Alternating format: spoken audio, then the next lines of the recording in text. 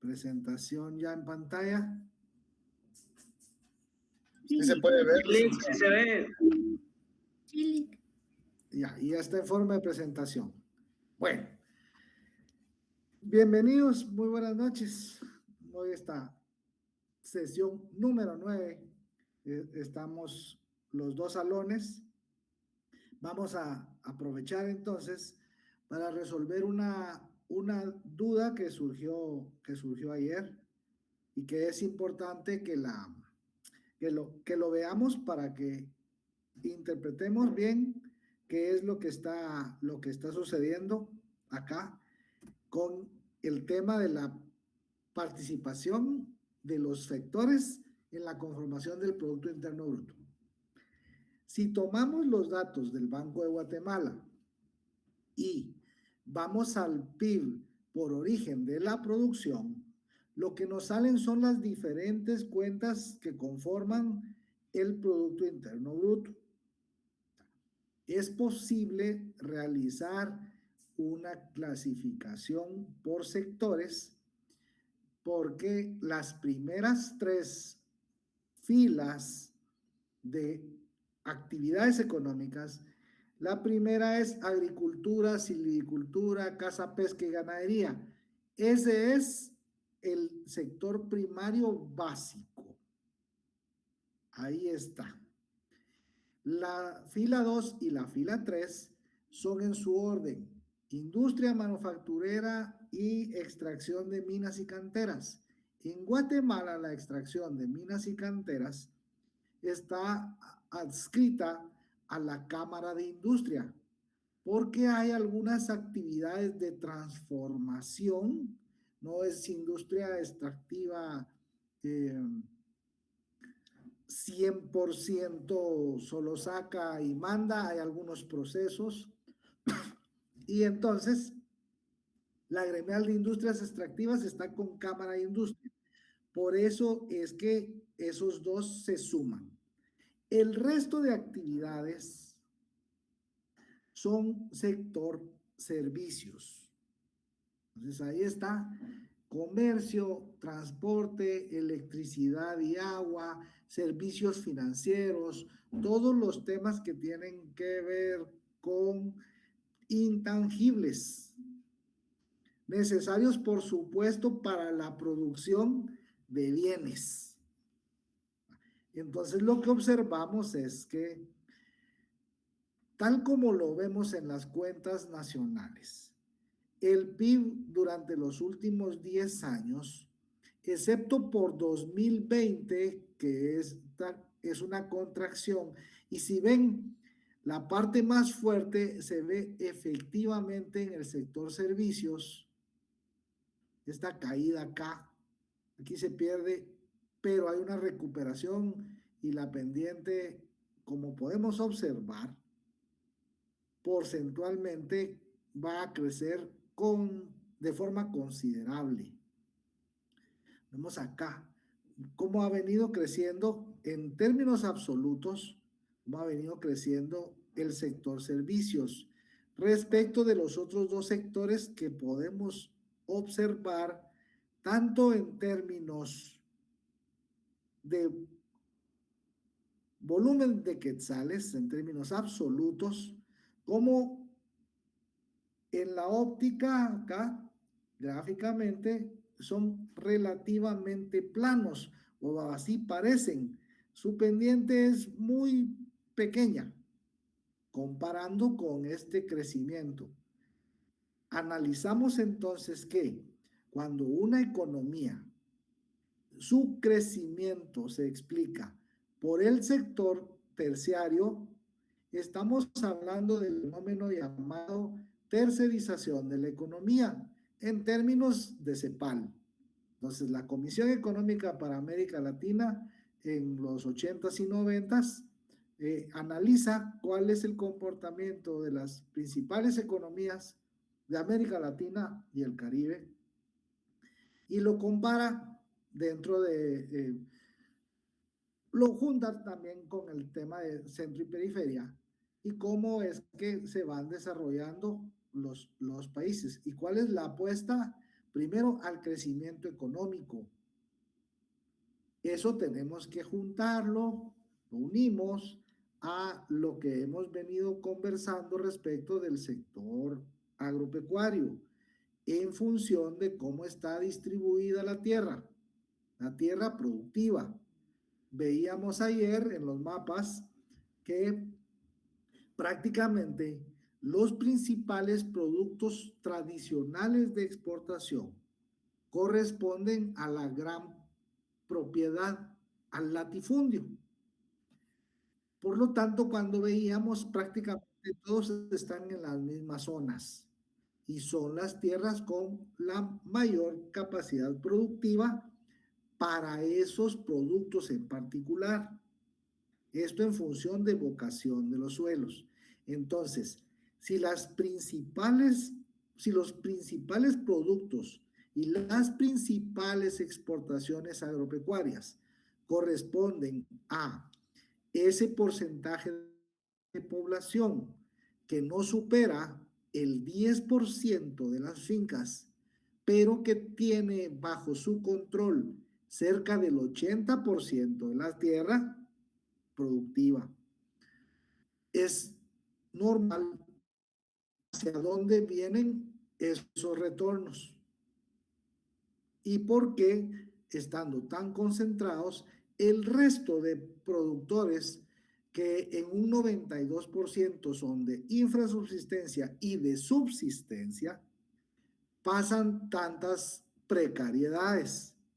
Esa es la parte que tenemos que ver. Ahora pasemos a esta otra gráfica.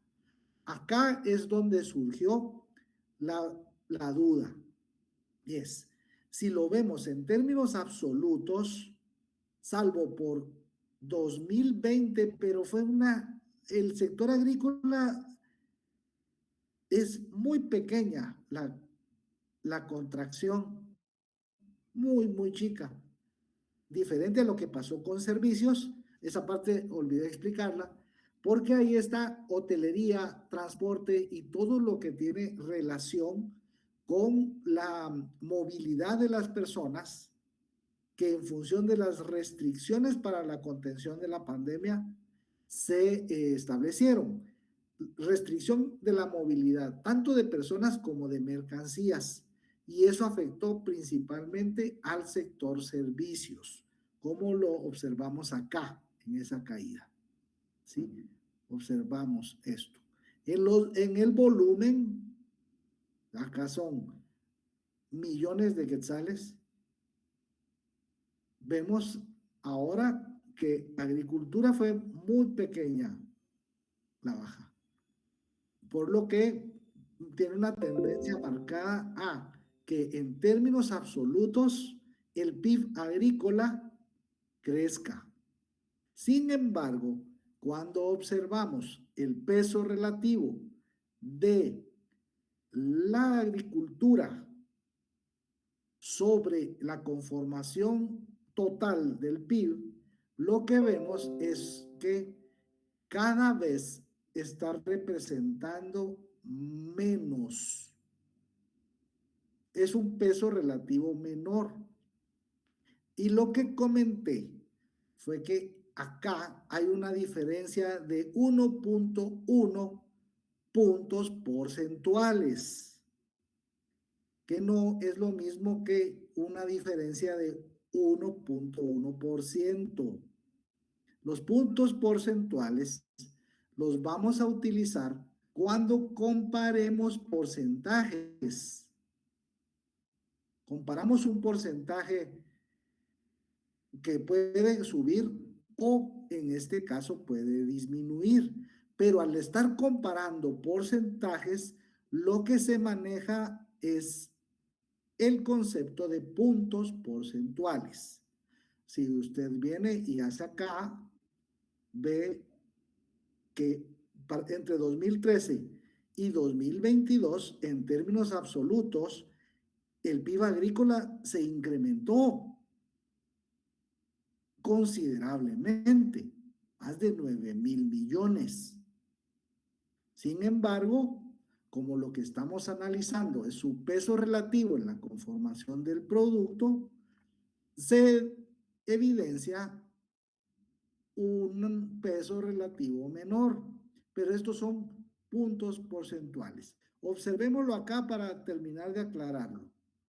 Veamos acá, para el mismo periodo, 2013-2022. Y vemos prácticamente lo que veíamos en la gráfica de área. Esto está prácticamente plano, las variaciones son muy chicas, pero hay. En industria también. Está explicado esto por el crecimiento del sector terciario. Adelante. ¿Qué tal, licenciado? Buenas noches. No Hola, sé si buenas podría noches. regresar a la presentación anterior. Es que me surgió una duda. Aquí, Ajá. esta, Sí, sí. Digamos, ¿por qué en adelante. 2020? La verdad es que no sé, ¿verdad? Pero ¿qué fue lo que pasó en 2020? Que la agricultura tuvo pues una mayor aportación digamos, en sentido de millones de quetzales al PIB. No, en millones de quetzales se reduce. Su Pero peso digamos, relativo ajá. se reduce, su peso relativo se incrementa. Por esto, porque el sector servicios disminuye y estas permanecieron prácticamente planas. Entonces, si este baja, la participación de los otros dos sectores se incrementa, Ya podríamos pero decir esa no que es la tendencia observada. digamos que es Ajá. que Tuvo un... dale, Sí, adelante. No, es continúe, por que yo favor. pienso que tal vez como el del sector servicios disminuyó, tal vez mucha gente se dedicó a la parte de la agricultura durante, tal vez por desempleo, ¿verdad? Probablemente, no sé. En Probablemente, pero el tema acá, estas diferencias en cuanto a la participación que se incrementa, no está explicada, como puede observar, por un crecimiento en el volumen de la actividad, sino por una disminución en la otra. Si quiere acá, hagamos lo siguiente, pongámosle a esta que es aquí, pongámosle a estas la etiqueta que corresponde. Entonces, si ve acá, ahora, este es 2020, ¿sí? Servicios se reduce, pero industria y agricultura crecen, pero no en función de un mejor desempeño de estos sectores, sino de una reducción en el sector terciario, que es el que está explicando cerca del 70% del crecimiento de la economía. Ese es el punto. Y eso es lo que quería aclarar, para que no haya confusión respecto de que aquí solo disminuyó 1%. No fue así. Al observar en términos absolutos, cada año va creciendo, pero su participación como un peso relativo, su participación porcentual, sí se ha visto disminuida. En volúmenes se exporta más y el tema de los precios en los últimos años también ha sido favorable para los principales productos. Sin embargo, el sector servicios ha crecido considerablemente más. ¿Aclaró eso la duda de la clase anterior? Sí, Lick, de mi parte ya comprendí mejor. Ya, perfecto. César, ¿estamos con esto? Chile desde ayer. Ayer era, ¿no? Excelente. Va. Gracias. Era solo porque a mí me quedó también si lo había o no manifestado adecuadamente. Entonces ahí estamos. Perfecto. Ya entonces ya superamos nuestra fase de atención de dudas. Adelante, Scarlett. Buenas noches, licenciado. Disculpe la pregunta. A mí me surgió cuando usted dijo de que si un sector disminuye, los demás se incrementan, pero como usted había dicho anteriormente que cuando un sector se ve afectado, afecta a los demás sectores. Entonces, ¿por qué se incrementa en este caso el sector agrícola y el sector industrial si se ve afectado el sector servicios? Perfecto. Vamos ahí. Sí, efectivamente. Vea, regresemos a esta que nos ayuda a explicar. Observe. 2019. Servicios 353. En 2020, 347. Agricultura 76,800. 76,200. Perdón, industria. Y agricultura de 49,500 a 49,400. Todos disminuyeron, pero el sector servicios lo hizo en mayor porcentaje. Acá se ve. Esto es pandemia. Esto en servicios es hotelería, es turismo, es comunicaciones, es hoteles y restaurantes, es transporte por cualquier medio. Todo eso hizo que este disminuyera. Y de hecho, como podemos observar, disminuyeron todos, pero esto lo hizo en una proporción mayor. Por eso es que al analizar el peso relativo, acá, como este disminuyó mucho, estos incrementaron.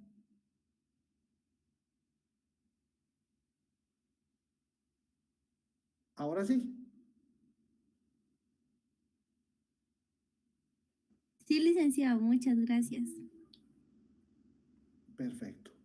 Muy bien, entonces ahora sí, pasamos a nuestra sesión número 9 con la parte que trabajaremos los días viernes, que es el tema relacionado a elaboración de proyectos agrícolas. Aprovechando que las dos secciones están juntas durante esta sesión. Vamos ahora. Hablamos que los proyectos eran una sucesión o una serie de pasos lógicos encaminados a resolver un problema económico que surge de las mismas, de los mismos cuestionamientos que empleamos para intentar administrar de mejor forma o de buena manera los recursos escasos. El qué producir, cuánto producir, para quién producirlo, pero principalmente cómo hacerlo. Esas son las preguntas a las cuales los proyectos buscan dar respuesta. Entonces, persigue un objetivo. Un proyecto siempre persigue un objetivo. Solucionar un problema desde el punto de vista del problema económico. ¿Sí? Por lo tanto, al igual que cualquier otro fin alternativo o bien un uso alternativo de factores de producción, consume recursos económicos, tierra, trabajo, capital y capacidad empresarial, igual que todas las cosas. Recuerde que producir cualquier bien o reproducir cualquier servicio emplea factores de producción. Lo que cambia es la cantidad y la forma de combinar esos factores de producción. Otro aspecto que no tenemos que perder de vista es que siempre para hacer cualquier cosa hay más de un mecanismo, hay más de una forma, existe más de una receta para cocinar el mismo tipo de pastel. Entre cada cocinero habrá una forma distinta de combinar y de transformar sus ingredientes. Lo que siempre debe tomarse en consideración es que lo que nos interesa es encontrar la mejor combinación posible para hacer el mejor uso de estos recursos en función de nuestro costo de oportunidad. Cuando estamos produciendo, el costo de oportunidad, recuerde, está dado por la frontera de posibilidades de producción, que determina las posibles combinaciones en las que se puede optimizar el uso de los recursos mediante la producción de un bien que genere mayor rentabilidad. Pero eso implica sacrificar consumiendo menos recursos o, en este caso, asignando menos recursos hacia la producción del otro bien. Eso en una óptica de una dimensión estática. Eso es en el corto plazo. Ceteris paribus.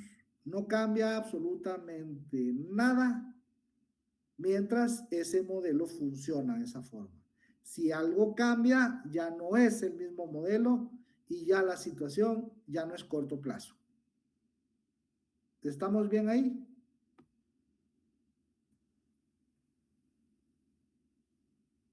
Sí, Lick.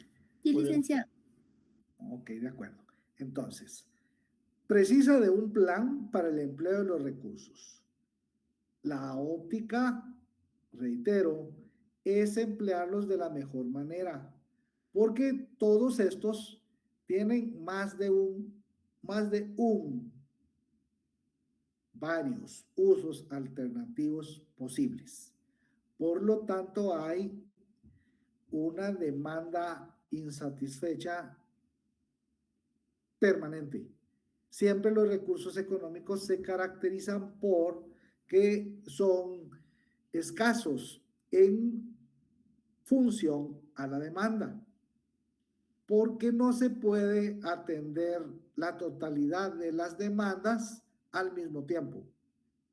Eso hace entonces que se restrinja o bien que se discrimine el emplear recursos en determinadas actividades o bien asignarlos a determinados agentes económicos, porque tiene que haber una manera de obtener. Ahora vemos el costo de oportunidad desde el otro enfoque, la mayor rentabilidad mediante la asignación de un recurso. Bueno. Priva entonces el hecho de que para que se realice cualquier transacción tienen que reunirse simultáneamente las dos características que hemos venido conversando desde la clase número 1. En nuestra sesión 1 mencionamos que para que cualquier transacción se realice, deben estar presentes simultáneamente dos condiciones. Una de ellas es una disposición a pagar, mientras más intensa es la necesidad, mayor es la disposición que un agente económico tiene para pagar por la adquisición de un bien o un servicio. Pero no basta solo con quererlo, desearlo, necesitarlo o que le guste. Tiene que tener capacidad de pago para efectivamente poder comprarlo. Existe también la otra situación en la que puede tener capacidad de pago, pero no tiene interés, de forma que la transacción tampoco se realiza. Ambas entonces son en determinado momento condiciones necesarias y juntas la condición suficiente.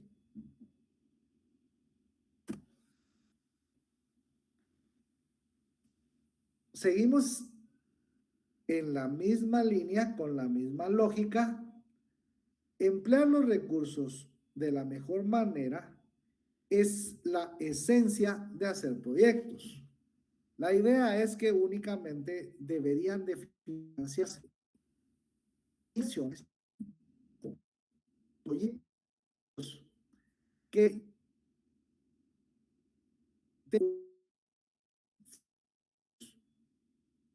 los costos.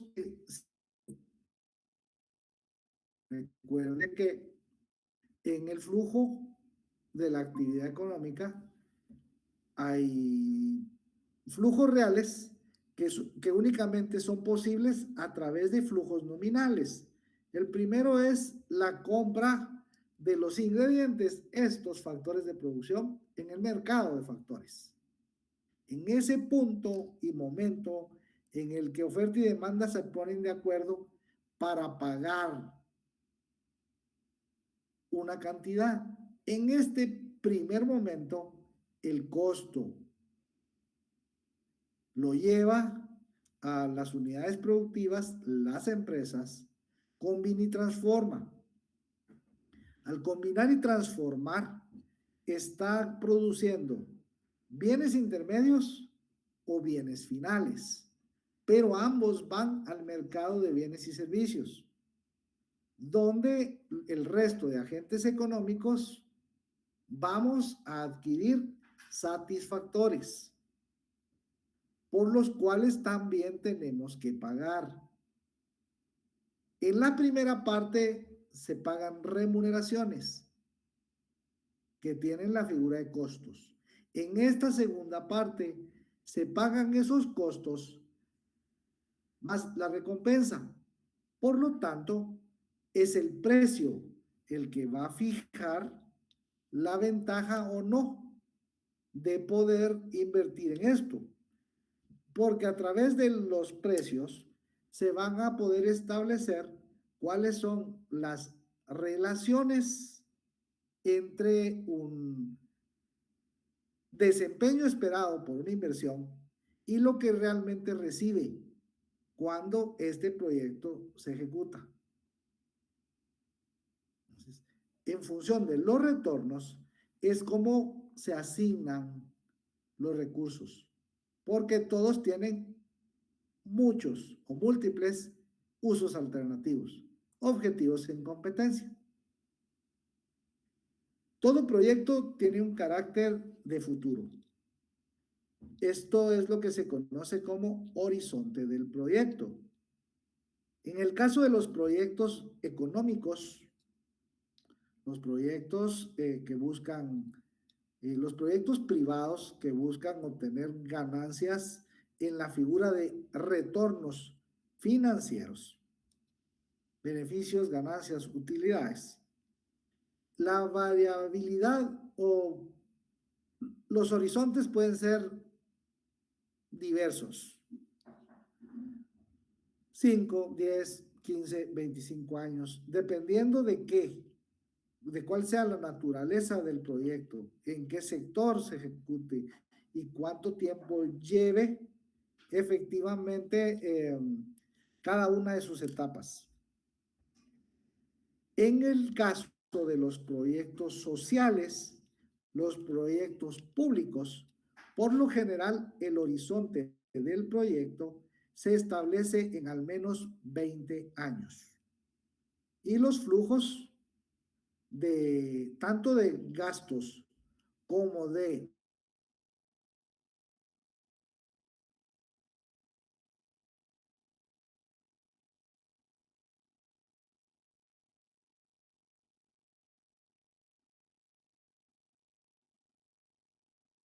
Una pregunta, cuando son proyectos sociales, digamos, sin ánimos de lucro, ahí me imagino que no se mide por un flujo, retorno de dinero o siempre.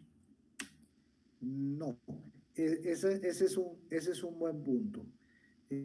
Cuando estamos hablando de proyectos privados, estos son proyectos económicos, lo que interesa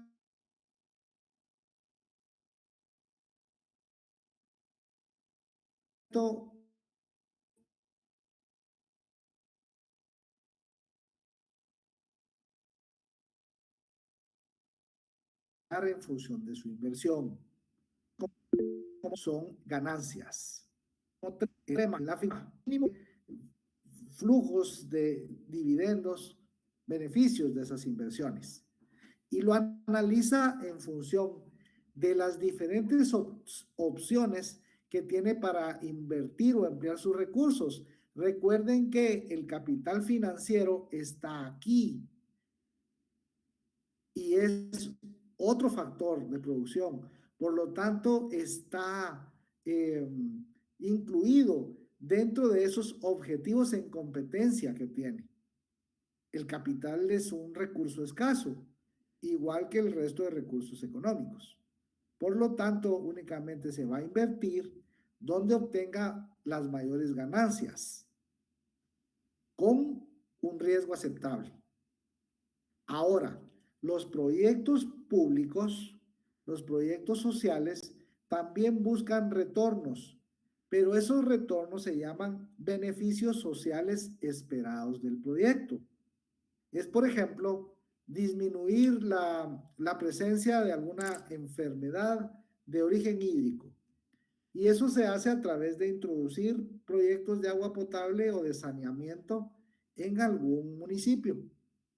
Disminuir la cantidad de desechos sólidos que están ahí.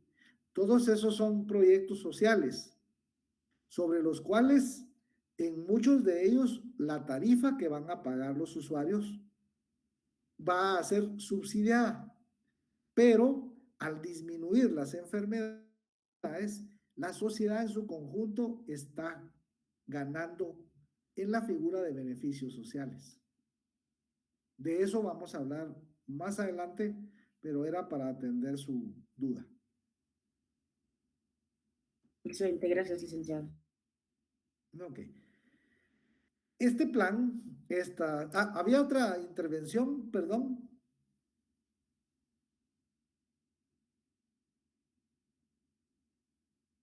Es que oí y no logro ver acá si era chat, asistencia, entrando, no lo sé, pero entiendo que no. Bien, entonces, toda esta sucesión de pasos lógicos. Lick, Adelante. sí, yo tenía una duda. En este caso, usted mencionaba, ¿verdad? El horizonte que sería para el sector público, que sería alrededor de 20 años, mientras que Sí, para el correcto. sector privado es más inmediato, más enfocado en las ganancias más que en el retorno social. Y cuando hablamos de Depende una del tipo alianza de pública, proyecto, porque puede incluso ser más largo. entiendo. Y cuando hablamos de una alianza público-privada, ¿se asume de que el Interesante. proyecto va a centrarse más en la rentabilidad o más en el retorno social para ajustar el plazo? Eso está bien, eso está interesante. De hecho, entre las noticias de hoy, la Agencia Nacional de Alianzas para el Desarrollo, la ANADIE, que es la encargada en Guatemala de este tipo de proyectos, de las famosas APPs, Asociaciones Público-Privadas, informó respecto de que se tiene listo ya el estudio para la introducción de un sistema de transporte que conecta Misco con el Obelisco. Bueno, entonces ahí lo que analizan es la introducción de dos tipos diferentes de unidades de transporte colectivo. Pueden ser BRT o LRT. Ambos son buses articulados. Lo que cambia son, primero, el tamaño, las características de eso. Pero los BRT, por ejemplo, son los mismos vehículos que utiliza Transmetro. Son de ese tipo de vehículo.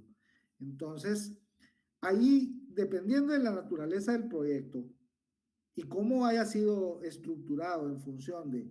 Hay proyectos público-privados en los cuales La idea principal es que el Estado no tiene la capacidad financiera suficiente para poder realizar un proyecto de ese tamaño, porque están hablando de cerca de $1,000 millones.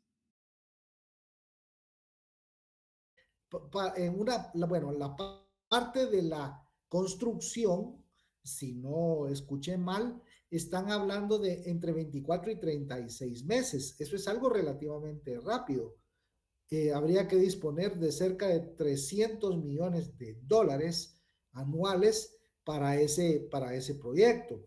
Y eso dejaría sin financiamiento algunas otras necesidades urgentes como salud, educación, seguridad, justicia, sobre las cuales hay un presupuesto que tiene muchas restricciones.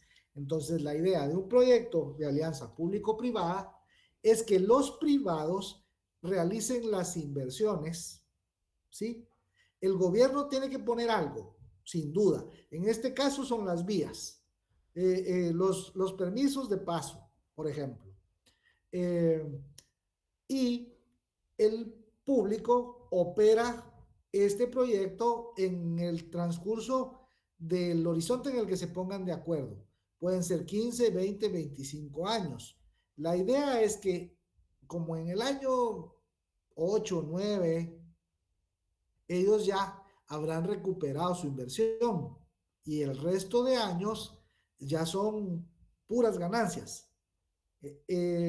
Excepto que tienen que mantener esto funcionando, porque esto es por disponibilidad de uso, son pagos por disponibilidad los que se dan a través de una tarifa o de un canon, tal como va a funcionar la autopista Escuintla-Puerto Quetzal, que va a funcionar igual que la autopista Palín-Escuintla, en el cual paga un peaje y la empresa privada se encarga de mantener la carretera en buenas condiciones.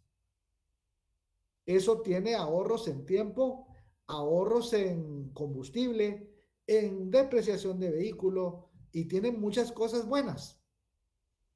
Aclarando, la autopista Palín-Escuintla la construyó el Estado y la dio en concesión. Ese no es un proyecto de la modalidad de alianzas público-privadas, porque la ley es posterior a ese proyecto. La ley de alianzas público-privadas es, si no mal recuerdo, desde 2012 a 2013. Ya tiene 10 años. Y hasta el momento, un único proyecto, por diversas razones. Estudios se han realizado muchos, como el que presentaron ayer. ¿Estamos? Sí, Lick. Perfecto, muy bien. Bueno, entonces, la fase de evaluación de los proyectos es precisamente analizar qué es lo que lo que podría pasar en función de qué es lo que cuál es el problema que se quiere solucionar, cuál es el problema que quiere solucionarse y de qué forma se intenta hacerlo.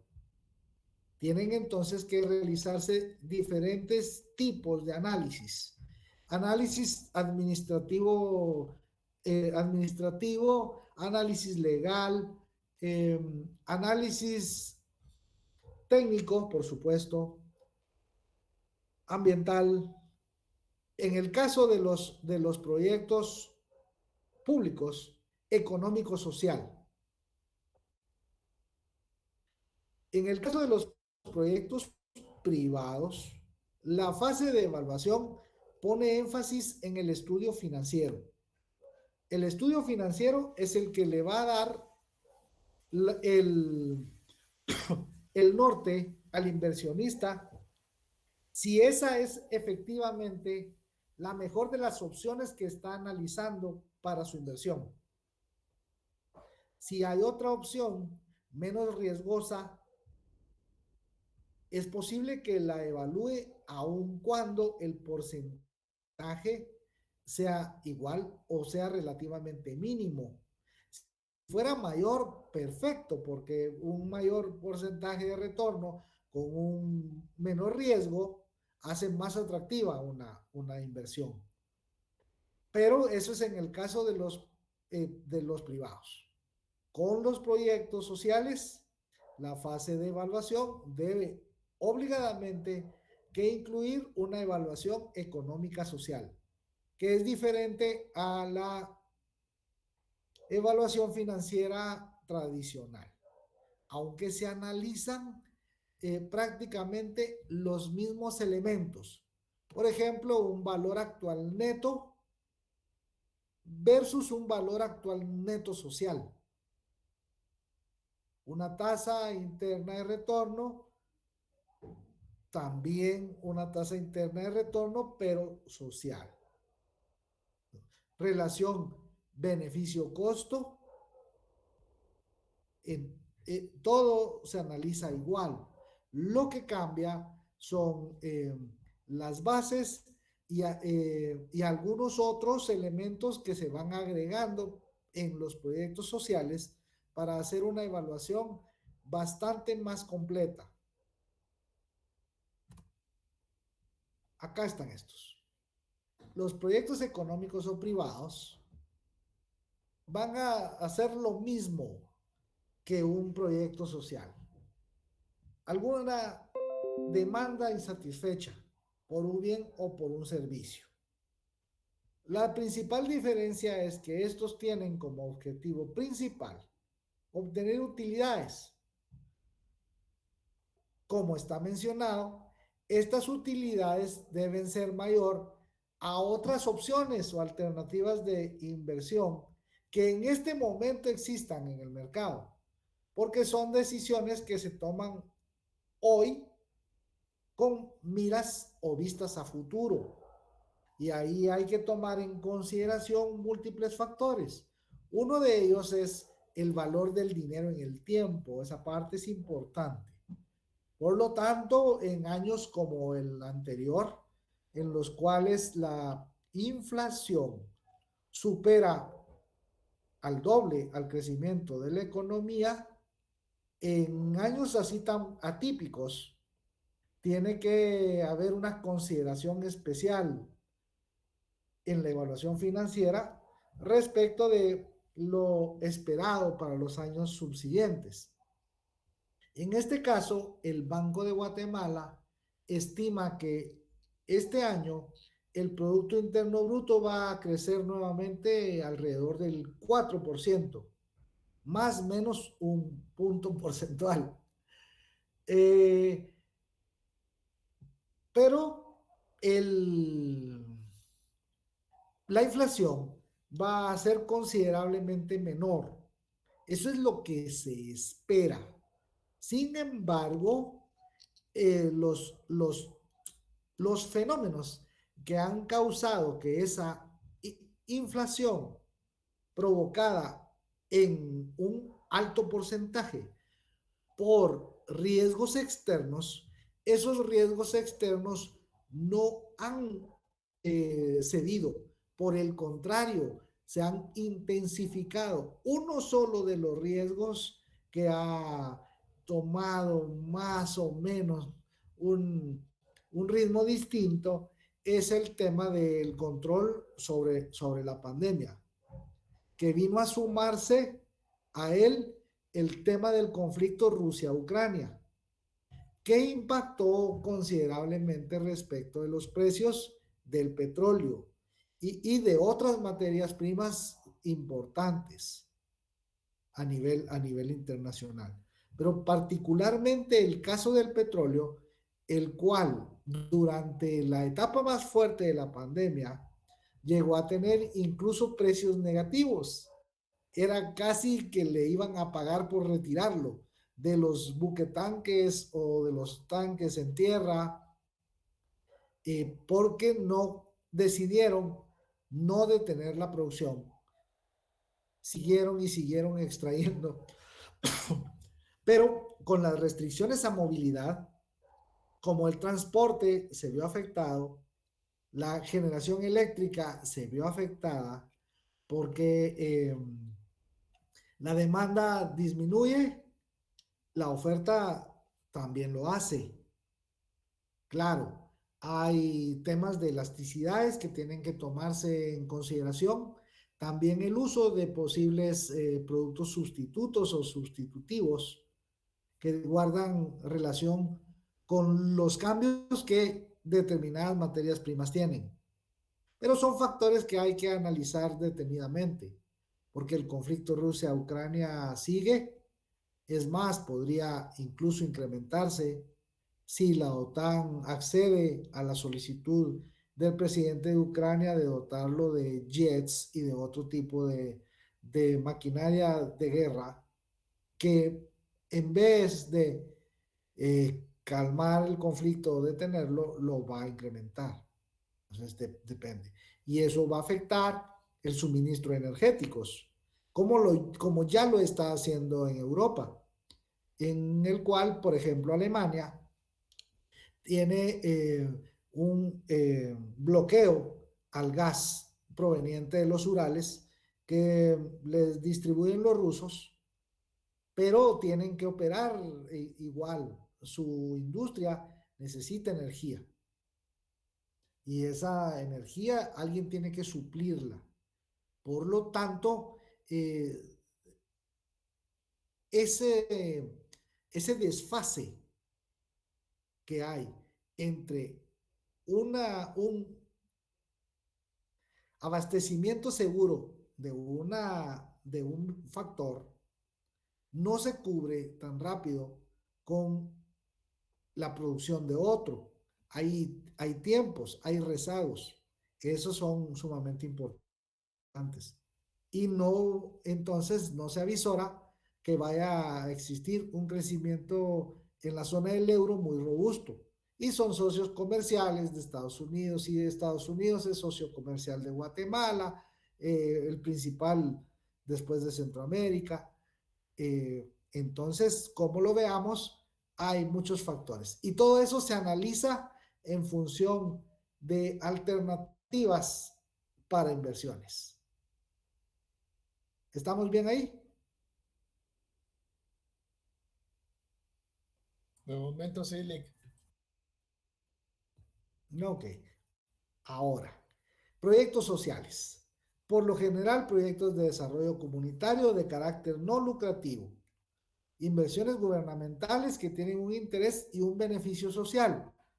A diferencia de estos primeros, tanto los costos como los beneficios no se van a contabilizar o no se van a cuantificar como una rentabilidad financiera, sino se van a tomar criterios de beneficio social, los mencionados beneficios sociales esperados del proyecto.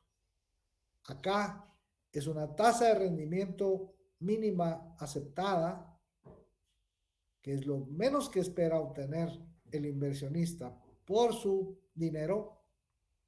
Y acá son beneficios sociales esperados en la figura de elevar el nivel de bienestar de las personas, pero también se considera el incremento del stock de capital fijo, en este caso gubernamental. ¿Vamos bien ahí?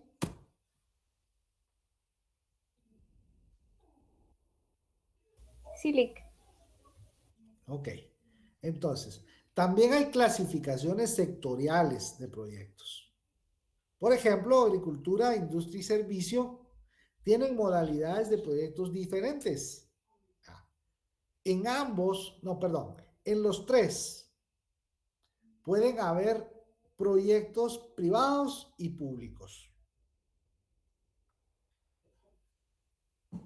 En el sector agropecuario, por supuesto, lo que está considerado respecto a agricultura, silvicultura, caza, pesca, ganadería, puede ser en función de cultivos permanentes o cultivos temporales. Hablábamos ayer respecto de que en determinado momento hay escasez relativa de algún producto Un proyecto puede ser la introducción en otras áreas en las que en este momento no se está desarrollando la producción de ese bien, para en función de que la capacidad instalada de otros productores fue afectada por diversas circunstancias, puede haber una ventana de oportunidad para nuevos proyectos sobre una actividad que ya se realiza. ¿Sí? En la industria, recuerde, es procesos de combinar y transformar recursos, ingredientes. Entonces va a depender de combinación de factores de producción para transformarlos y realizar nuevos productos en diferentes tipos de industrias. Agroindustria, industria de alimentos y bebidas, industrias extractivas, como lo mencioné en el principio, diferentes. Servicios. Un servicio cualquiera, ya hablamos que estos son los intangibles, igual pueden ser públicos o privados.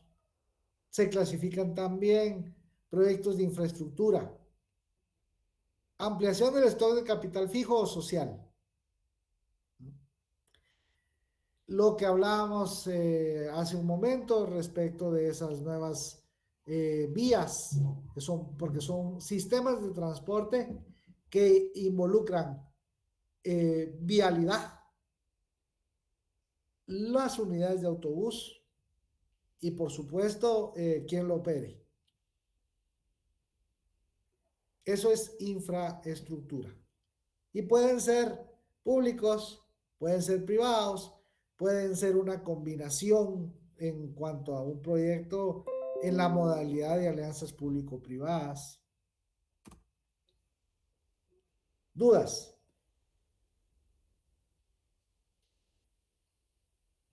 De momento todo claro, Vic. Gracias. ¿Todos bien? Licenciado, una pregunta. Y ese trabajo que vamos a realizar, esa investigación, bueno, tal vez es pronto preguntarles esto, pero ¿es en grupos o va a ser individual? Por lo regular es en grupos. Se conforman grupos como de 5 o 6 estudiantes máximo. Y lo que se hace es el análisis de una cadena productiva. A esa instancia vamos a ir llegando poco a poco. La idea es acá, es irles mostrando, después de toda esta descripción, diferentes perfiles. Porque al final una cadena productiva hay que perfilarla. Es un proyecto. Una cadena productiva es un proyecto. Entonces, poco a poco vamos a ir llegando a eso.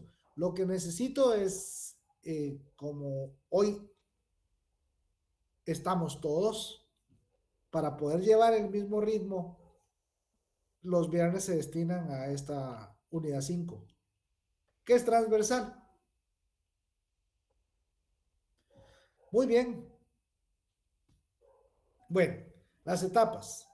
Ya comentamos que los proyectos contemplan una sucesión de pasos lógicos. Tiene que haber algo ahí que dé coherencia, que dé un hilo conductor. Tiene que ser ordenado.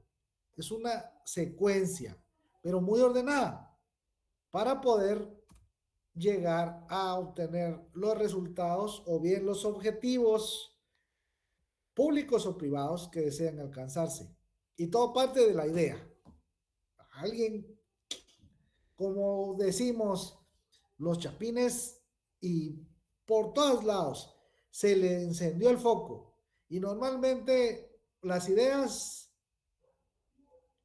el icono es bombillo, es algo brillante. Bueno, pasa a una etapa de preinversión, donde se realizan análisis. Se perfila el proyecto y se empieza a analizar cada uno de estos componentes de los que hablábamos. Estudios administrativos, estudio legal, estudio técnico, estudio financiero, por supuesto, estudio económico-social. Una vez se llega a la conclusión de que ese proyecto representa la mejor alternativa para el uso o la asignación de los recursos, sea porque es el que nos va a dar las mayores ganancias en retornos financieros o el que cumple con el objetivo de devolver beneficios en los temas sociales. Entonces pasamos a la etapa de inversión. Ya el proyecto empieza a implementarse. Pasa entonces después a la fase de operación. Ahí está, ya está todo funcionando, está sobre ruedas. Puede que funcione bien, puede que funcione mejor. Y como todo tiene un principio y un fin en la vida, dependiendo de el horizonte del proyecto, por lo general, en un tiempo definido, este va a llegar a su fin. Hay proyectos que tienen un horizonte muy largo y que probablemente no lleguen a esta etapa de cierre en un plazo muy corto. Hay muchos años y hay proyectos que, dependiendo de su naturaleza, prácticamente están para quedarse. Y por el contrario, en vez de cerrar, alcanzan tamaños o una cobertura mayor respecto a esto. Pero digamos, en la prestación de algunos servicios o bien en el tiempo de vida útil de alguna infraestructura o de algún proceso productivo, debe considerarse siempre una etapa de cierre. ¿Estamos bien con esto?